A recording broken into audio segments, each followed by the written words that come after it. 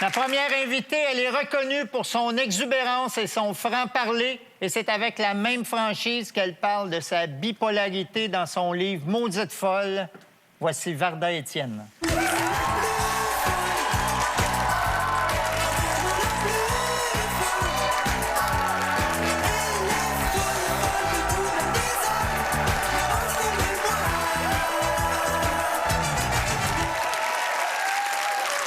Varda, bienvenue à Tout le monde en parle. Merci de me recevoir. Tu es ici pour nous présenter Maudite folle, un récit autobiographique qui raconte les effets dévastateurs de la maniaco-dépression dans ta vie et dans celle de tes proches.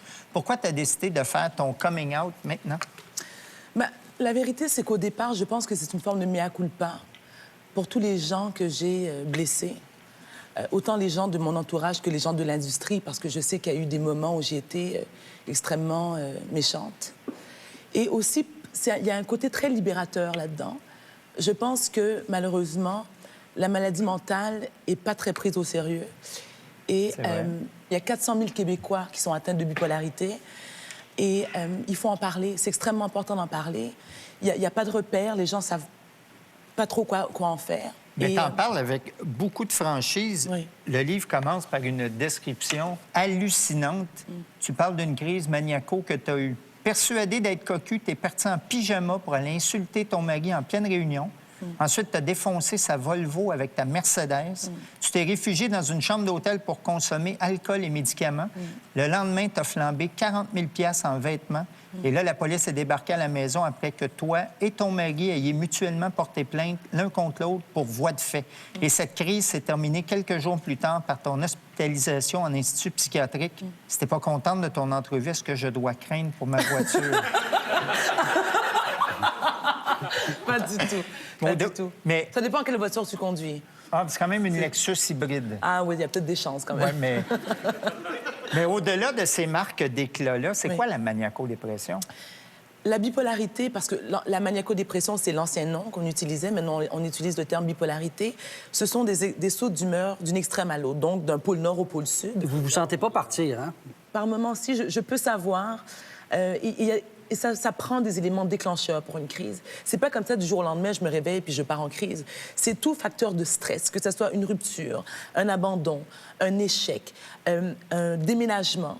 Donc, pour quelqu'un qui est maniaco-dépressif, c'est exponentiel, 10 000. Donc, il n'y a aucune réaction normale. Et là, est-ce que tu es médicamenté? Absolument. Merci. Et en période de crise, tu entends souvent une voix qui t'incite à mettre fin à tes jours. Tu as même ressenti l'envie de commettre un meurtre. As-tu peur de toi? Ça dépend.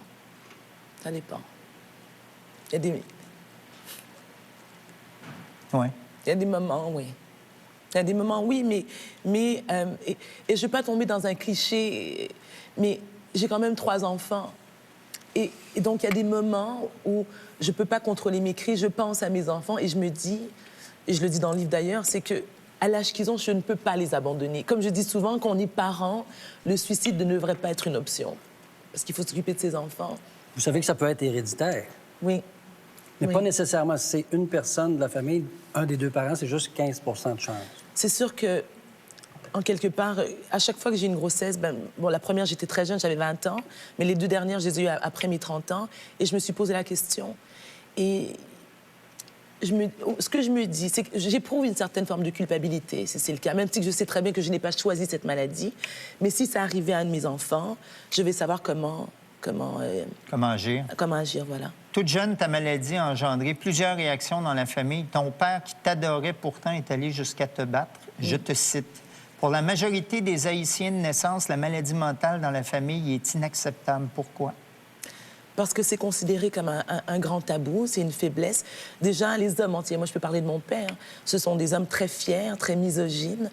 Et pour eux, comme il y a une incompréhension autour de la maladie mentale, mais pas seulement chez les entiers, chez les gens en général.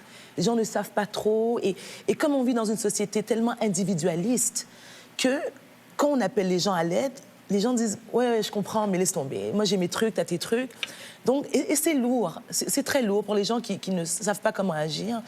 Moi, j'ai une copine qui est maniaco-dépressive et je la fréquente moins que mes autres copines. Parce que je sais ce que ça comporte et je sais qu'ensemble, on va finir par se pendre dans un garage. Donc... Qu'est-ce qu'on fait avec quelqu'un qui refuse de prendre ses médicaments? Est-ce qu'on le force? Oui? Oui. Comment? Ben, moi, je sais qu'il n'y a pas longtemps que je les prends de manière assidue, mes médicaments. J'ai été très longtemps, je suis diagnostiquée depuis 22 ans quand même. J'avais 14 ans, j'en ai 36 maintenant. Le problème de toute personne atteinte de maladie mentale, c'est que même s'il y a une médication qui est prescrite, dès qu'on va bien, on se dit qu'on n'en a pas besoin.